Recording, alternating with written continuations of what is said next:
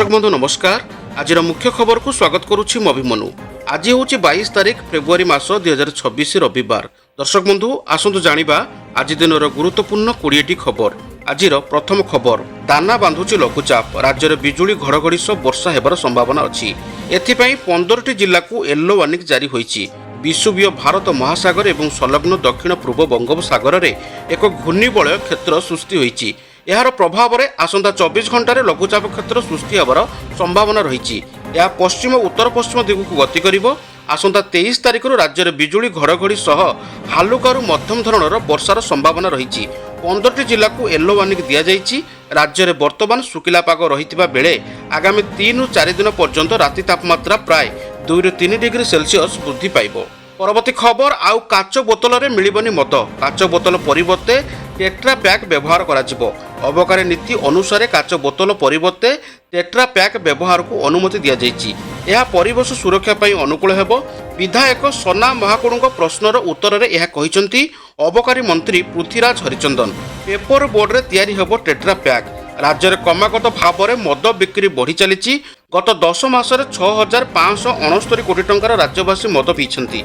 2023 और 24 रे मद बिक्री 7,216 कोटी टंका राजस्व आदाय होइतिबा बेले 2024 और 25 रे 8,195 कोटी राजस्व आदाय होइतिबा मंत्री सूचना दैछंती। परवर्ती खबर, आज T20 विश्वकप सुपर 8 पर्यायर मुकाबिला दक्षिण आफ्रिका सह भारत हेबो।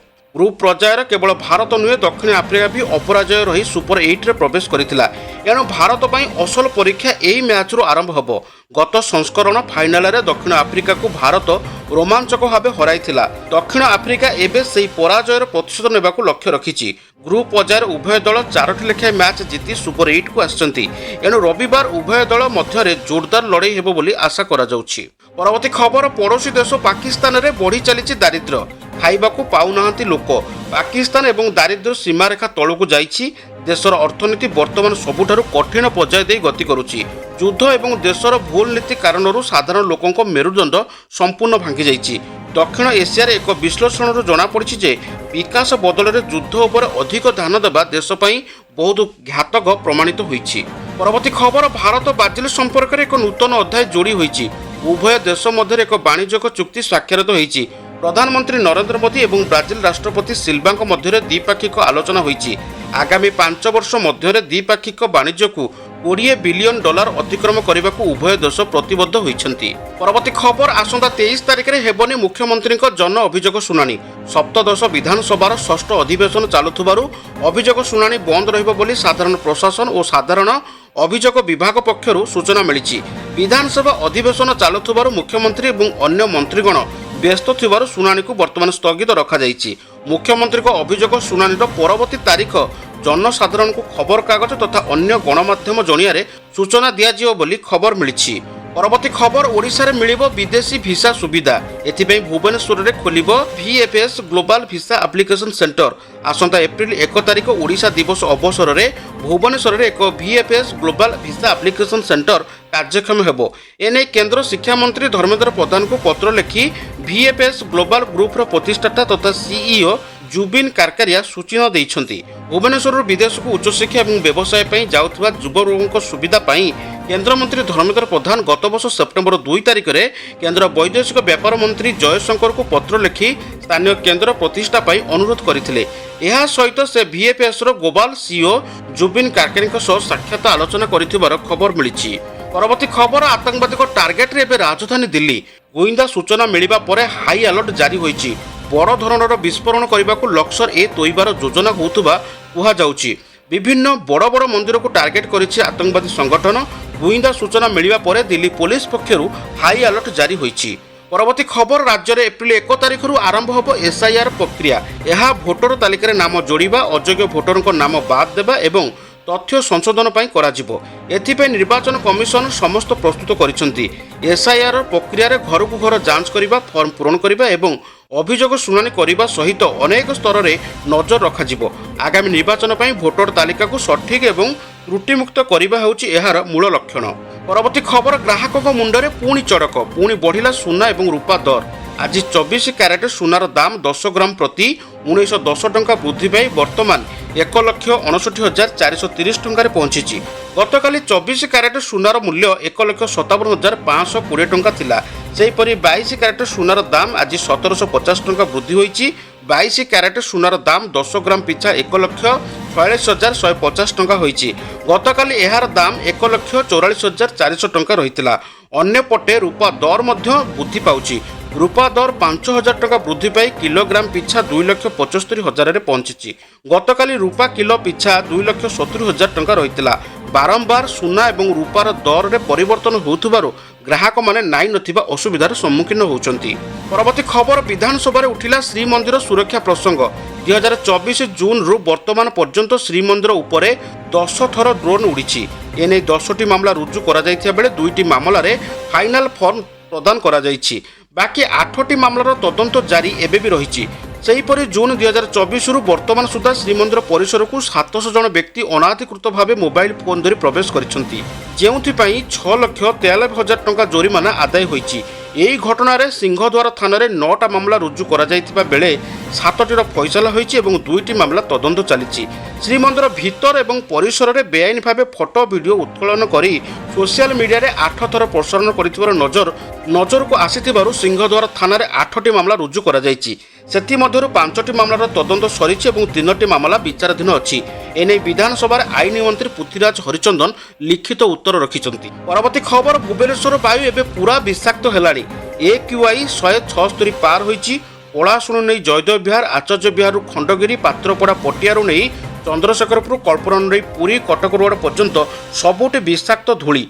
एमिति सेमिति धूली नुहे, कला एवं नाली मचमच पाउडर भली देखा जाउछि, जहाँ शरीर में लागिले कुंडेई होउछि, आखिरु पानी गड़ुछि। केवल सहर नुहे, उपकंठ धौली, बालियंता, बालकाठी और बांकुआल जाए धूली प्रदूषण लोकंकु आक्रांत करि पकाउछि। साधारणतः भाव में AQI 0 रु 50 मध्य रहिबा कथा हेले एबे AQI 3 गुणरू अधिक हो जाइछि, जहाँ हृदरोग, आस्मा, जक्मा भली भयंकर स्वास्थ्य समस्या आणिबो बोली स्वास्थ्य विशेषज्ञ माने चेताई दैछंती। परवर्ती खबर अमेरिका राष्ट्रपति को लागिला शक्त झटका। ट्रम्प को तारीफ को बेआईन कहले सुप्रीम कोर्ट।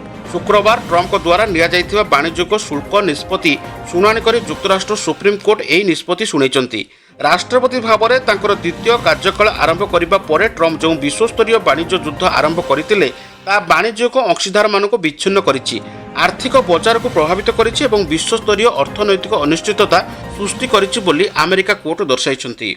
परवर्ती खबर होई पारलानी प्रभु लिंगराजंकर हांडी भंगा यात्रा। 12 वर्ष है बंद रही परंपरा। कपिलेश्वर मंदिर में केउं सेवायत बाटबरणी करेंगे से नहीं बद न तुटार ए वर्ष भी महाप्रभुंकर हाणी भंगा यात्रा हो पारि नाही। आउ मिसाइले प्राय 12 वर्ष हो महाप्रभुंकर यही नीति बंद रही। सबुठारु बड़ कथा है यह यात्रा आरंभ करने तथा बदर समाधान पर 19 तारिख में स्वतंत्र सर्किट हाउस खोर्धा जिलापाल अमृत ऋतुराज अध्यक्षतार कपिलेश्वर मंदिर ट्रस्ट बोर्ड बैठक होता। आउ शनिवार यह परंपरा हेबा नहीं कुआ मात्र एबे पुणी बंद हो जाइछि। परवर्ती खबर ओडिशा हाईकोर्टंकर आसिला बड़ राय। विवाहित महिला सहमति घर को जीवा आसिबा अपराधिक अनुप्रवेश नुहे। एक गुरुत्वपूर्ण शुणाणी करी जड़े व्यक्ति गृह को प्रवेश करने मामलू दोषमुक्त करिसेंती ओडिशा हाईकोर्ट। कोर्ट आहरी कहिसेंती जे जदि जड़े विवाहित महिला सहमति जड़े व्यक्ति तांको घर को जाती और सेमानक मध्य शारीरिक संपर्क रहे तेबे ताकू अपराधिक अनुप्रवेश कुहाଯାଇ पारिबो नाही। परवर्ती खबर नाबालिका प्रसव घटना कड़ा कार्यानुष्ठान नियाଯାଇଛି। जाजपुर जिला व्यासनगर में सिल है हस्पिटाल। तहसिल और पुलिस उपस्थित नाबालिका प्रसव करिथिबा घरोई हस्पिटाल को सिल करिछि स्वास्थ्य विभाग। गत किछि दिन तले व्यासनगर थिबा एक घरोई हस्पिटाल रे जड़े आदिवासी नाबालिका प्रसव करथिले। पीड़िता नाबालिका बापांक अभियोग पर घटनार तदंत करी पुलिस अभियुक्त वृद्ध और घरोई मेडिकल मालिक को गिरफ्त कर कोर्ट चालाण करथिला। आज मेडिकल समस्त रोगी डिस्चार्ज हेबा परे अतिरिक्त तहसिलदार और थाना अधिकारी उपस्थित स्वास्थ्य विभाग पक्षर मेडिकल को सील करा जाइछि। परवर्ती खबर श्री जगन्नाथ मंदिर हुटी 18 कोटी टंका और 3 किलो सुना दाना आकार संग्रह करा जाइछि। महाप्रभु श्री जगन्नाथ को मुक्त हस्तर दान करुछन्ति भक्त। गतकाली ए संपर्क में विधानसभा उत्तर रखिछन्ति आईन मंत्री पृथ्वीराज हरिचंदन। विधायिका उपासना महापात्र प्रश्न में आईन मंत्री यही उत्तर रखिछन्ति। गत वर्ष श्री जगन्नाथ मंदिर हुंडी 18 कोटी 59,23,770 टंका दान संग्रह करा जाइछि। भक्त माने उक्त वर्ष में 3 किलो 441 ग्राम मिश्रित सुना और 33 किलो 648 ग्राम 950 मिलीग्राम मिश्रित सुना अलंकार दान करिसेंति।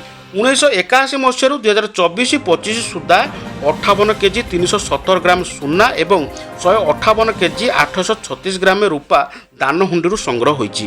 ସେହିପରି ଭାବରେ 2011ରୁ 2024-25 ବର୍ଷରେ ହୁଣ୍ଡି ଏବଂ ଅନ୍ୟାନ୍ୟ ଦାନରୁ 304 କୋଟି 57 ଲକ୍ଷ ଟଙ୍କା ଆଦାୟ ହୋଇଥିବାର ଖବର ମିଳିଛି। ପରବର୍ତ୍ତୀ ଖବର, ଶୈତାନ ସାଜିଲେ ଶିକ୍ଷକ, ସପ୍ତମ ଶ୍ରେଣୀ ଛାତ୍ରୀଙ୍କୁ ଗଣ ଦୁଷ୍କର୍ମ। ବାପା ମାଙ୍କ ପରେ ଗୁରୁଙ୍କୁ ସର୍ବୋଚ୍ଚ ଆସନ ଦିଆଯାଏ। ଗୁରୁଙ୍କ ପାଖରେ ପିଲା ସୁରକ୍ଷିତ ବୋଲି କୁହାଯାଏ, କିନ୍ତୁ ଗୁରୁ ଶିଷ୍ୟ ସମ୍ପର୍କରେ ଲାଗିଛି କଳଙ୍କର ଦାଗ।